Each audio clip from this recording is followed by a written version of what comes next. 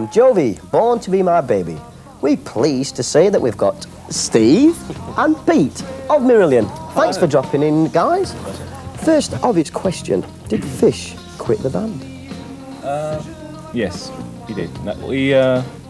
We started writing what was to be our fifth studio album, and it became obvious that there was a clash of direction, really, and rather than carry on and split up trying to record the next album, it seemed like the healthiest thing for Fish to go off and do his solo career and us to find a new singer, really. Don't you think that Marillion's got to the peak now? You know, they've really well-established band. Yeah, it is a shame. It is, yeah. But it's just one of those things. Because I mean, you know, Fish had been in the band for a long time, so he obviously felt that he wanted to sort of have a solo career of his own. And don't you So think... why not just take a break from, like Iron Maiden's doing next year? They've got a year off. Why don't you just take a break from each other and then? That's a good question. That was something. No, we told you that. No, actually, that was something that we talked about a little earlier. But we did feel that we ought to sort of try and carry on with the next studio album before we did that. But obviously, it was not to be. You know. No, I think he'd reached a point in his career where he wanted to do different kinds of music, I think. And we couldn't afford the time, really, to say, well, again, go off and have 2 years to try and establish yourself as a solo artist, when really we are still really trying to establish ourselves as a band. It wouldn't have worked, which is a shame, but that's just the way it goes. Any bad feelings in the band? Not really. I think things are always a little bit tender after away. after split. Yeah. So the next step, auditions already? Yeah, we've had about probably 200 or 300 tapes in. We've seen about 25, 30 singers, and there's 2 or 3 of those that are very interesting. And we're going to do some more work with them and decide sometime in the new year. But you wouldn't make a decision straight away, would you? I mean, to replace someone like Fish takes some time, would you say? That's right. It would be silly to rush into it, you know, because it's got to be right. Yeah. Chemistry's got to be right, and also, you know, we've got to get on with them on a personal level as well. Yeah, that it's is very important, really. We spend so much time touring. I just can't, seeing you guys, work together and that. Yeah. I can't imagine seeing Marillion without Fish there.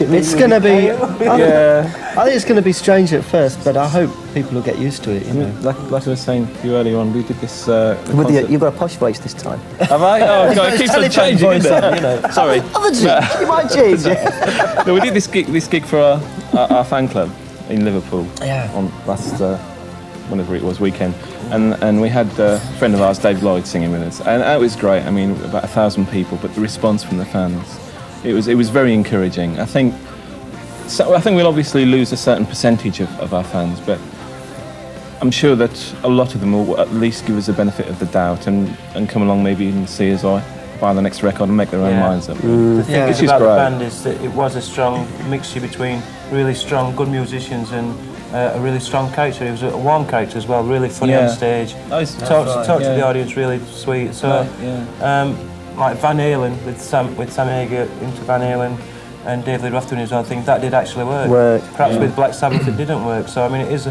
very touchy situation, but I think it is.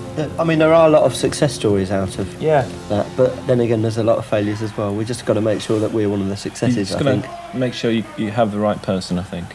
No matter how long it takes, you've got to make sure you have that chemistry and you can get on with them as well. So do you think Fish might have wanted a bit too much control of the band? I think ultimately that is really what Fish always wanted. But he always did want to have his own band, really. It just really wasn't working. We weren't inspiring him musically, and his lyrics weren't really inspiring us, so it just wasn't working as a band, really. Well, it's a shame. Perhaps we'll take a look at a video with you guys and Fish. With a good time. With a good times. And we'll come back, we'll have a drink to this. Oh. And, What mineral water, video is it? Which video would you like to see? It's going to be Warm at Circles, I think. Okay, We'll go for that then, Pete. One wet lips. Yeah.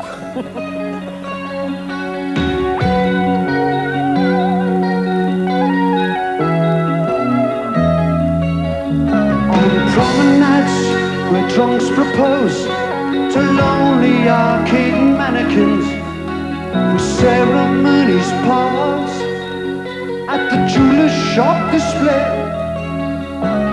feigning casual silence in strange romantic interludes till they commit themselves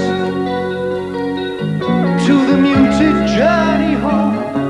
And the pool player rests on another cue. Last night's hero picking up his juice. A honeymoon gambled on a ricochet. She's staring at the brochures of the holidays, talking up a name in your hometown, standing all your mates to another round, laughing at the world till the barman wipes away the warm wet circle. The warm wet circles.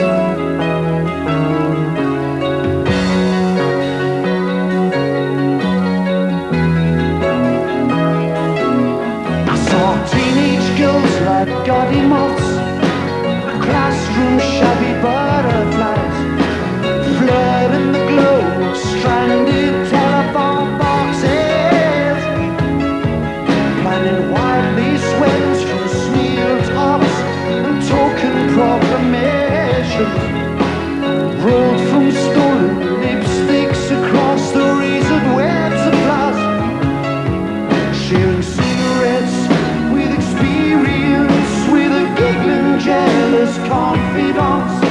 She faithfully traces his name with quick, bitten fingernails through the tears of condensation that all cry through the night as the glancing headlights of the last bus kiss adolescence goodbye.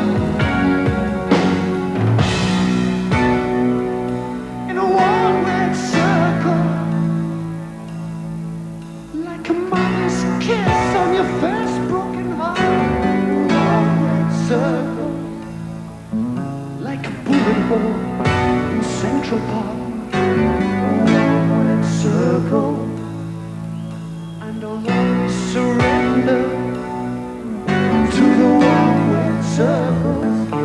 Sucker.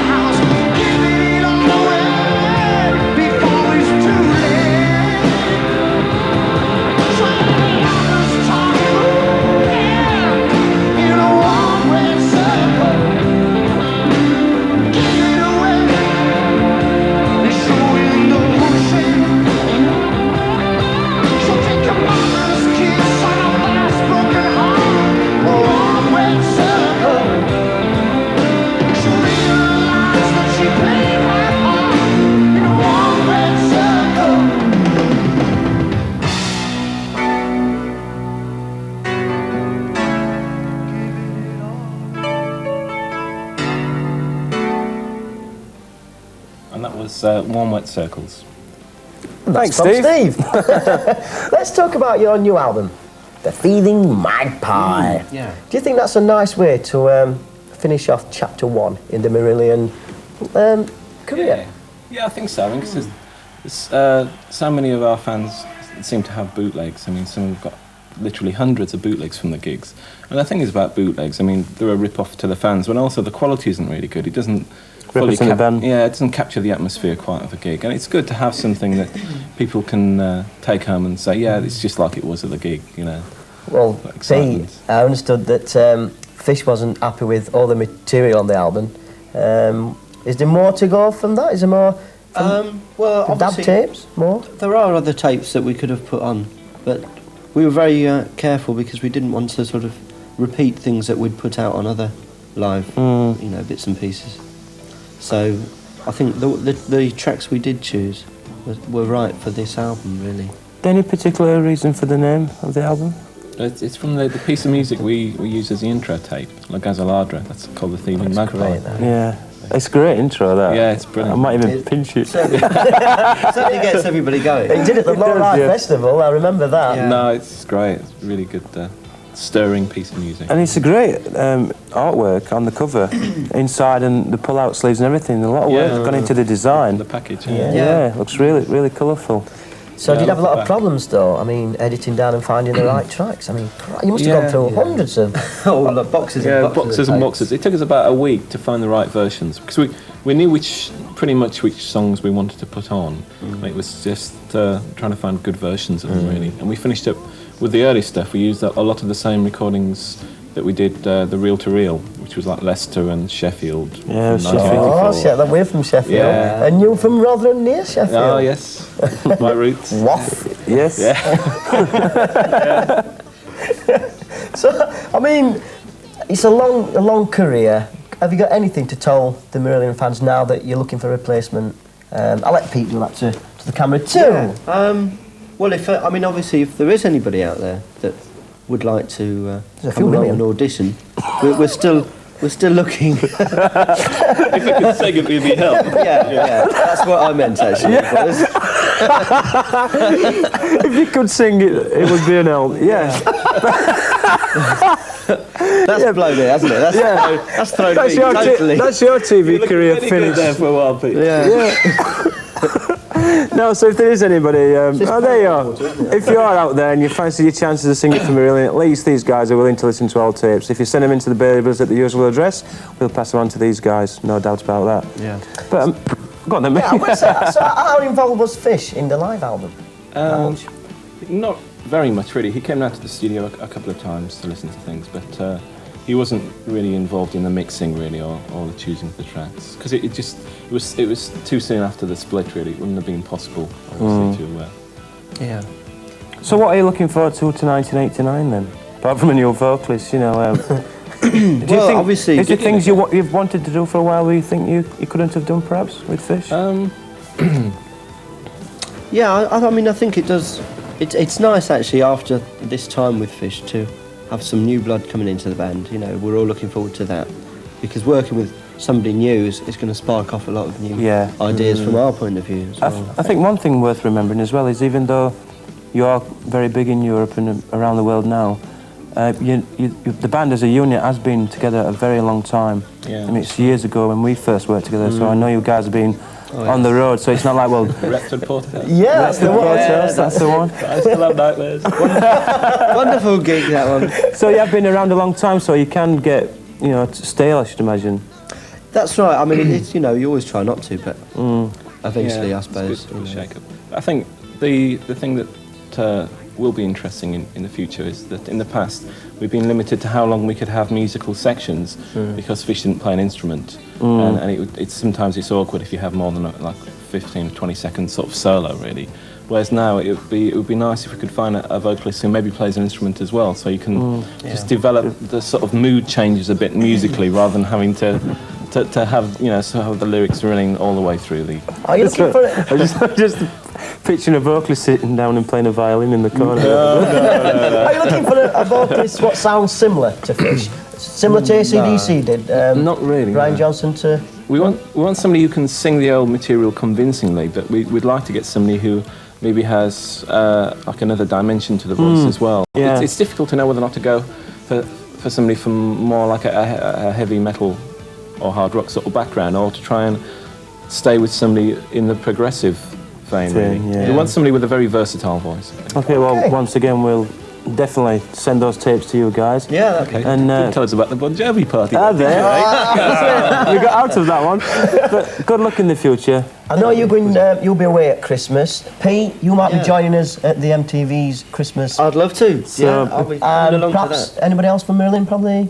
Well, I'll try and drag them all down. Okay then. Look forward to seeing you again, perhaps. One more video. What do we see? Oh, what do you think, Steve? Oh, what was the other one again? I think actually it was Lavender. That's the one! Okay, thanks a lot, guys.